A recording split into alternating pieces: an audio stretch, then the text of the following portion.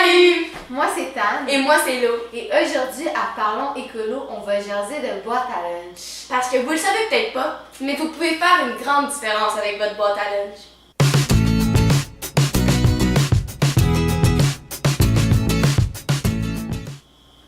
Seul, c'est tous les déchets produits par un seul lunch. Un seul. Imaginez au cours d'une année combien ça en fait. Puis on peut tous s'entendre pour dire que les déchets c'est mauvais, parce que ça pollue. Donc, le moins qu'il y a de déchets, le mieux c'est. On a donc décidé de se donner un petit défi.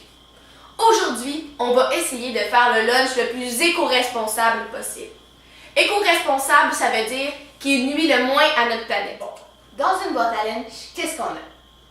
Premièrement, on a notre sandwich. Ce serait quoi le problème avec ces sandwichs-là? Ben, c'est qu'il y a tout plein de plastique pas nécessaire. Ouais, parce que tout ce plastique-là, on pourrait facilement s'en passer. On pourrait très bien le remplacer par un plat de plastique réutilisable. Ça, c'est mieux. Ensuite, on a notre breuvage. Ça aussi, c'est un déchet qu'on peut facilement remplacer. Nous, ce qu'on va faire, c'est qu'on va utiliser des petites bouteilles réutilisables pour notre jus à la place. Ça, c'est mieux. Maintenant, on a notre yogourt. Au lieu d'utiliser un petit contenant de plastique à tous les jours, nous, ce qu'on aime faire, c'est d'acheter un gros format puis de le transfiler dans des petits plats de plastique. Utiliser les gros formats, c'est beaucoup mieux parce que ça utilise moins de déchets. C'est la même chose pour toutes les autres collations, comme les goldfish.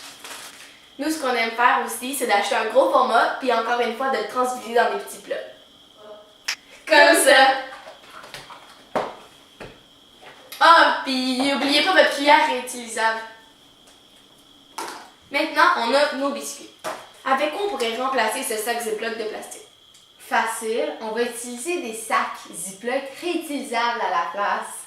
Ces sacs-là sont pratiques parce qu'en plus d'être lavables, ils viennent en tout plein de formats différents puis il y en a de toutes les couleurs. Bon, on a tout ce qu'il faut.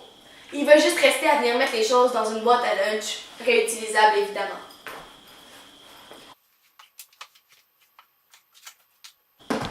Ah, puis il faut pas oublier notre fruit. Ah, c'est vrai.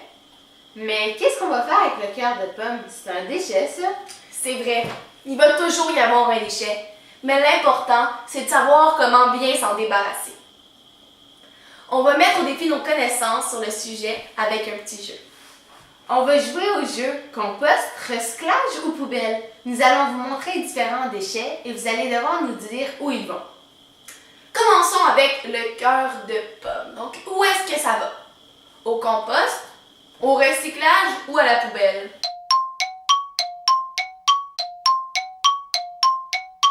Eh oui, c'était le compost. Maintenant, qu'est-ce qu'on fait si on a un sac de plastique dans notre lunch? Puisque ça arrive des fois. Où qu'on le jette? Dans le compost, le recyclage ou la poubelle?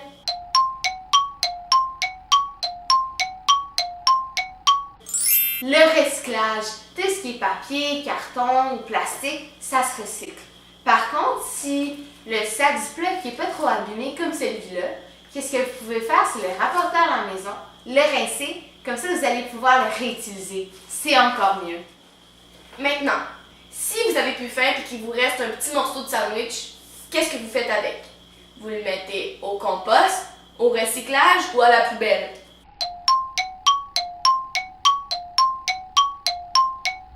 Au compost! Eh oui, presque toute la nourriture est acceptée au compost municipal, même la viande. Maintenant, si vous avez une napkin dans votre lunch à la place d'une débarbouillette, comment vous vous en débarrassez?